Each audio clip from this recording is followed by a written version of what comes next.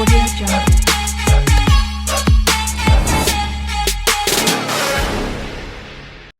Hello my lovely student, स्वागत है आपका फिर से अपने YouTube channel Shubham Sharma classes पर।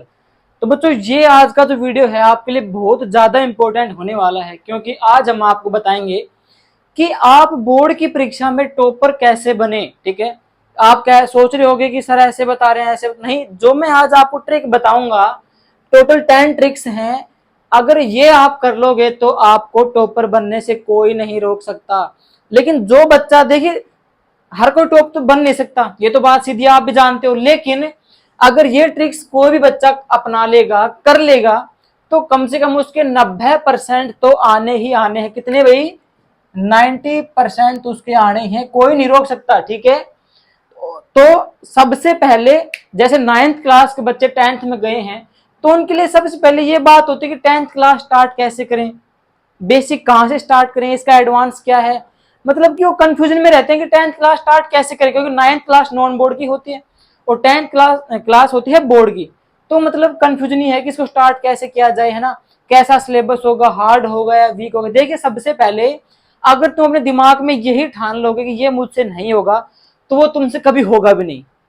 और अगर तुम ये सोचोगे कि ये काम मैं कर सकता हूँ, 100% कर सकता हूँ, तो आपको वो काम करने से कोई नहीं रोक सकता। आप वो काम कर सकते हो, डेफिनेटली कर सकते हो।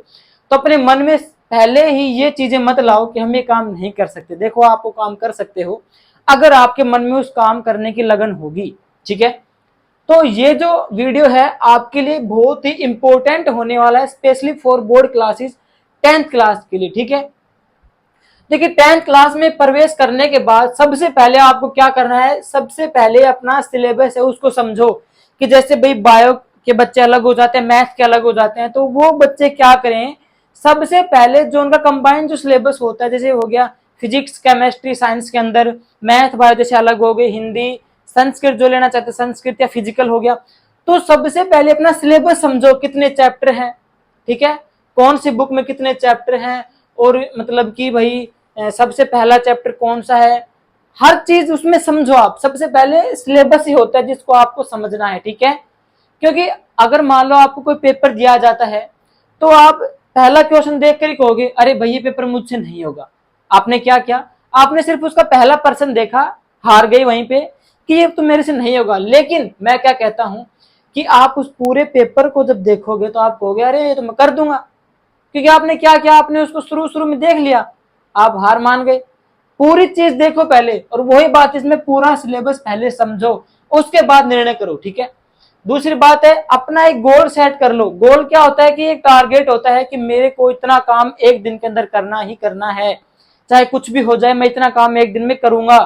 चाहे वो होमवर्क हो, चाहे वो क्लास वर्क हो, मैं ये काम करूंगा तो करूं हीगा। ठीक है, अपना गोल सेट कर लो कि मेरे को भाई ये चीज कब करनी है, कैसे करनी है। ठीक है, तीसरी बात है, एक बेस्ट टाइम टेबल जरूर बनाएं। देखिए, जब मैं 10th क्लास में था तो मैंने भी टाइम टेबल बनाया था। किस हिसाब से बनाया था कि जिन चीजों को याद करना होता है, जैसे इंग्लिश हो गई, है ना, थ्योरेटिकल जो चीजें होती हैं, इंग्लिश, सामाजिक, इनको आप जैसे याद करने के लिए आधा आधा घंटा दे सकते हो। लेकिन जो मैथ हो गया और फिजिक्स के जो न्यूमेरिकल्स हो गए, इनको आप 1 घंटा दीजिए, क्योंकि इनमें लिखना पड़ता है, लिख लिख कर देखना पड़ता है, सोल्यूशन करना पड़ता है। तो इनको आप 1 घंटा दीजिए, और जो आप याद करते हो उसे आप आधा घंटा दीजिए। इस हिसाब से आप अपने हिसाब से टाइम टेबल बनाएं। स्कूल का टाइम टेबल स्कूल के हिसाब से रहता है, लेकिन आप अपने हिसाब से टाइम टेबल बनाएं। ठीक है, चौथी बात है, रोजाना सभी सब्जेक्ट को पढ़ो। देखिए, कोई सब्जेक्ट जो है सरल या कठिन नहीं होता। देखिए, सारे बराबर होते हैं, क्योंकि हर सब्जेक्ट से आपको परसेंटेज मिलने वाली है, सभी बराबर भूमिका अदा करते हैं। तो आप सभी सब्जेक्ट को हार्ड मानो, किसी को कम मत समझो, सभी को रोजाना पढ़ो, तभी आप बढ़िया नंबर अचीव कर पाओगे। ठीक है, पांचवी बात है, नोट्स को रोजाना पढ़ना है। अगर आपके टीचर्स आपको नोट्स बनवा रहे हैं, ठीक है, अगर वो नहीं बनवा रहे तो आप अपने हिसाब से बना लो, चैप्टर के अनुसार, हर चैप्टर के बीच बीच में। ठीक है, और अगर वो बनवा रहे हैं तो आप उन नोट्स को रोजाना पढ़ो, क्योंकि नोट्स में सब कुछ होता है बेटा, नोट्स ही आते हैं इनके अंदर। ठीक है, तो नोट्स को रोजाना पढ़ना है। और इसमें जो छठी बात है वो है, हार्ड सब्जेक्ट पर ज्यादा ध्यान दें। ठीक है, अब आपको भाई लगता ही है कि ये सब्जेक्ट हार्ड है, तो आप उसके ऊपर भी ज्यादा कमांड करें। जैसे भाई सीधी सी बात है, बच्चों को मैथ हार्ड लगता है तो मैथ को भाई 2 घंटे दे दो, वही तो बात है। देखिए, अगर आप कोई सब्जेक्ट सरल लग रहा है तो उसका टाइम निकालकर हार्ड सब्जेक्ट में ऐड कर दो, बस आपका टाइम टेबल वही रहेगा। आपने क्या किया, एक सब्जेक्ट का टाइम निकालकर दूसरे हार्ड सब्जेक्ट में डाल दिया, तो हार्ड सब्जेक्ट ज्यादा पढ़ो, बस वही बात, और कोई बात नहीं है इसके अंदर। साथ ही बात है, चैप्टर वाइज इंपॉर्टेंट क्वेश्चन जरूर करें, कि जब जैसे आपके नोट्स तो अलग हो गए, लेकिन जो चैप्टर वाइज जो एक्सरसाइज आती है, अभ्यास के पर्सन जो आते हैं, शॉर्ट आंसर हो गए, वेरी शॉर्ट आंसर हो गए और लॉन्ग आंसर टाइप हो गए, उन पे आप ज्यादा ध्यान दो, उनको आप रोजाना करो और उनको सोल्व भी करो, ठीक है, आपके बहुत ज्यादा काम आएंगे वो। आठवीं बात है, क्वेश्चन को बार बार सोल्व करें। अब सोल्व तो आप किसको कर सकते हो, साइंस के और फिजिक्स के न्यूमेरिकल्स, उनको आप बार बार सोल्व कर सकते हो। देखो याद करने वाले तो अलग बात है, लेकिन याद करने वाले भी आप लिख लिख कर याद कर सकते हो, आपको उसमें से स्पेलिंग मिस्टेक सारी सॉर्ट आउट हो जाएंगी। तो आप बार बार सोल्व करें क्वेश्चंस को, ठीक है, बहुत ज्यादा बेनिफिट आपको मिलेगा। नौवीं बात है, प्रीवियस ईयर क्वेश्चन को जरूर सोल्व करें। जैसे आपके पिछले साल का जो क्वेश्चन पेपर होता है वो आपको प्रोवाइड हो जाएगा, या तो आप खुद कर लो या आपको आपके टीचर प्रोवाइड करवा देंगे। उस क्वेश्चन पेपर को आप अच्छे तरीके से सोल्व कर लो, क्योंकि उसमें से कम 30 या 40% जो सिलेबस होता है वो फिर से आ जाता है, 30 या 40%, ठीक है, कम मत समझिए इसको, 30 या 40% में आपकी 50% से ऊपर बन सकती है।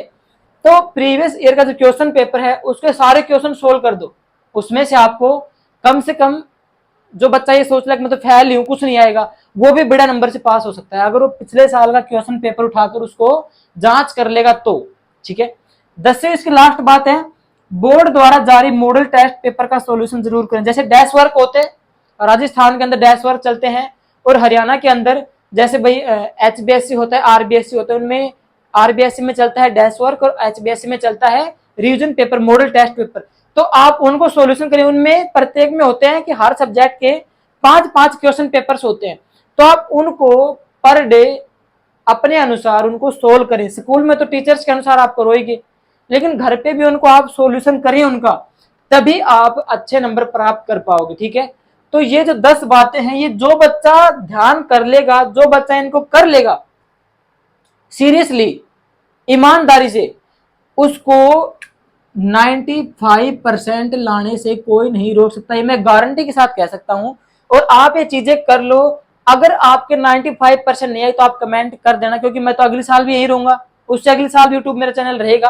तो आपको ये 10 चीजें हैं ईमानदारी से और बिल्कुल दृढ़ संकल्प बना लो कि हमें ये 10 चीजें करनी है। तो ऐसी वीडियो को अपडेट रखने के लिए, और अपने जो बोर्ड की क्लासें हैं, जैसे हमने 10th क्लास का जो है सिलेबस भी चला रखा है हमारे यूट्यूब चैनल पर, तो आप उसमें से भी क्वेश्चंस पढ़ सकते हो, और लेसन भी हम पढ़ाते हैं, वहां पे लेसन भी आप समझ सकते हो। तो ऐसे वीडियो को बरकरार रखने के लिए हमारे यूट्यूब चैनल को सब्सक्राइब करें, ठीक है, ताकि आपका योगदान रहेगा और हमारे योगदान से आपके 95% जरूर बनेगी, 100% बनेगी, ठीक है। तो हमारे चैनल को ऐसी वीडियो अपडेट रखने के लिए अभी सब्सक्राइब करें, Shubham Sharma classes. Thank you.